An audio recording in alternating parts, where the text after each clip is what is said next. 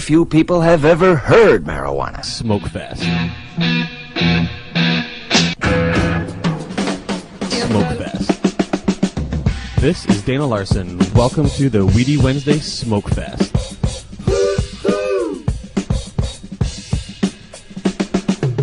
You know I smoked a lot of grass. Smokefest. Excuse me while I kiss this guy. Stoned.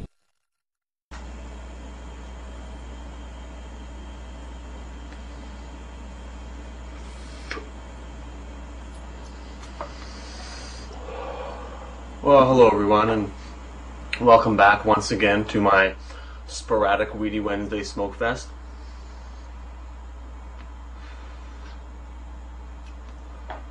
As always, I'm your host, Dana Larsen, and I'm just working on a bit of pot here on the eve before Christmas Eve, December 23rd. You'll probably be watching this, well, who knows when, but it'll be put on the air anyways, on Pot TV, sometime between Christmas and New Year's. And I thought it might be a good time just to do kind of a year-end review of what's been happening in the cannabis culture, both with our magazine and with Pot TV, and with the cannabis culture around the world, what we've been up to and what we can look forward to in the future. So I've got a bit of blueberry here. I'm not sure how well you can see that through the bag. Oh, let it focus. Yeah, it's a nice blueberry there. And I've also got, I don't even know what this stuff is. It's marijuana, obviously, but I'm not really sure what kind. Something good, but I've mixed the two together anyways into a nice nice joint. Got a lot of comments on my last couple of episodes, but the only one that really struck me was that I'm not smoking enough pot on my shows, and I definitely found myself doing whole shows where I'd only got halfway through a joint because I was talking so much. So you're going to have to expect lots of toking pauses in this show, because I can't get through a lot of pot if I'm not toking as well as I'm talking. So anyways, however, on the other hand, I haven't got to stop for commercial breaks anymore, because now, as you've noticed, those go at the beginning and ending of the shows, and so I don't have to worry about having to stop every 15 minutes and dislocate my train of thought. Anyways, enough prattle. So 2002 was a pretty good year and a pretty bad year, and a lot of different things happened. In terms of the folks here in Vancouver, I think we had a lot of interesting things happen, and a lot of very positive things happened for us. Mark Emery ran for mayor of Vancouver. Those of you who follow Pot TV, as I'm sure all of my audience does, have probably watched some of his shows about his election campaign,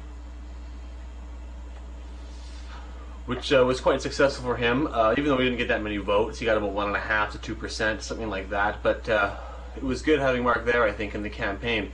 Vancouver really saw itself going towards a lot of harm reduction and decriminalization ideas with the mayor they did elect, Mayor Larry Campbell, and Mark was able to bring the debate over, I think, quite a bit in that direction by being sort of the even more extreme example, which he so often does, bringing the debate over to, well, I'm not as extreme as that guy is. I only think we should allow everyone to grow 2 plants instead of 50. So that's a good place for us to be, and I think we're going to see some safe injection sites and things like that opening up in Vancouver. New Mayor Larry Campbell's biggest job will be reining in the police, because the police really controlled the opposition party, which had governed the city for 15-20 years, something like that. And so the police didn't want Larry Campbell to be the mayor, and they're going to have a hard time with him doing things that they're not going to like, and taking away some of their power to beat on and abuse Vancouver citizens as they have. And now something else Mark Emery's up to, he's opened an Ibogaine clinic on the Sunshine Coast, where I used to live as well. Viewers of my earlier shows got some nice views of the Sunshine Coast, and it's a good place for people who are into hard drugs and have problems with that, specifically opiates, but sometimes cocaine as well. These people are being given a drug called Ibogaine, and it's a very interesting look at how you can sort of change people's minds about the whole concept of drug use, because here we're using a psychedelic drug to help people deal with problems that might cause them to use other drugs like opiates and cocaine. And Ibogaine comes from the iboga plant, which I believe is a tree, the bark from which they harvest, which comes from Africa and is used by some groups there. I'm not really an expert on Ibogaine, I must say, but if you go to ibogaine.org, I believe, there's a lot of discussion there about where this plant comes from and how it's used. But it's a powerful hallucinogen, and in fact hallucinogens, or psychedelics like LSD, where's my lighter? LSD was used to treat alcoholism in Saskatchewan during the 1960s before it was made illegal. And I think a lot of psychedelic drugs, or these kind of psychedelic drugs, have the ability to sort of reorient your brain, or to allow you to process maybe memories or feelings that you haven't otherwise been able to deal with. So that instead of internalizing your behaviors by taking drugs or drinking copious amounts of alcohol or biting your nails or whatever it is, you can sort of process these things through and become a more actualized, fully oriented human being, like everyone on Star Trek. So I think that's something that's really interesting. And ibogaine is a very powerful hallucinogen, and presumably those who are really into hard drugs and have got a lot of problems with that maybe have more psychological things they have to think about. So they need a bigger dose of something more powerful than LSD to really kick them in the ass enough to help them make these decisions in their lives, or not to make the decision, but to be able to process this and sort of move beyond it. You've got to have made the decision in the first place. So anyway, it's really good that we're doing this kind of things in Vancouver, and Mark, as always, is a great hero for us all and doing lots of great stuff. But I've been busy too, as have many other activists in Canada and around the world as well. We're certainly doing a lot to help legalize this plant and doing our thing. And one of my biggest accomplishments from the last year, which I talked about on one of my last shows, was Cannabis Culture magazine, our new German language edition. And now we've printed 3 issues of Cannabis Culture, or CK as I call it, instead of CC, because it's Cannabis Culture with a K. We printed 3 issues. We're working on number 4, and things are going pretty well for us. We're selling really, really well. We're having a hard time selling enough ads in our magazine, but they will come.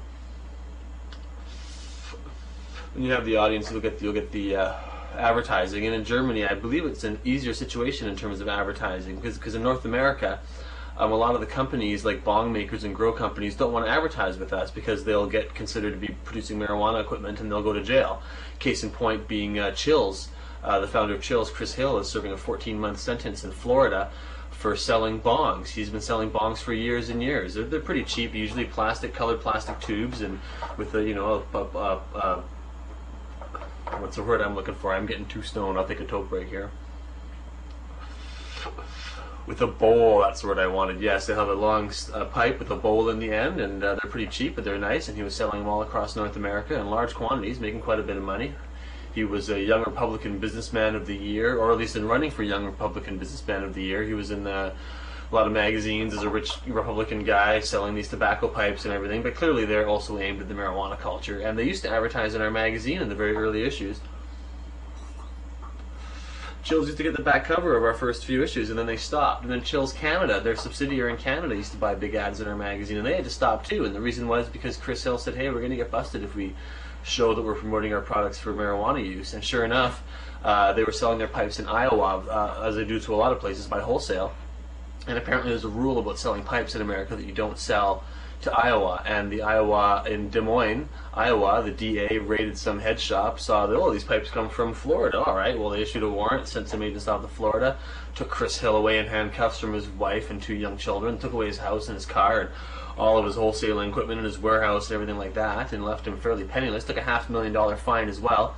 And they would have put him in jail for 20 years, or at least that's what they were threatening him with. So he took a plea bargain for 14 months, I believe it was. You can read about all this in the current issue of Cannabis Culture, of course, number 41, which should be at your local newsstand in early January. But yeah, so that's too bad for Chris Hill. And also another company called Barms, which also sells pipes and bongs. And Barms would even go to a more extreme, claiming their products were only for tobacco use only and for alternative smoking blends. In the old days with the Hemp BC store, when we used to wholesale a lot of these products, we'd get all these Barms pipes in with like fake tobacco attached to them that we had to use. And so these Barms products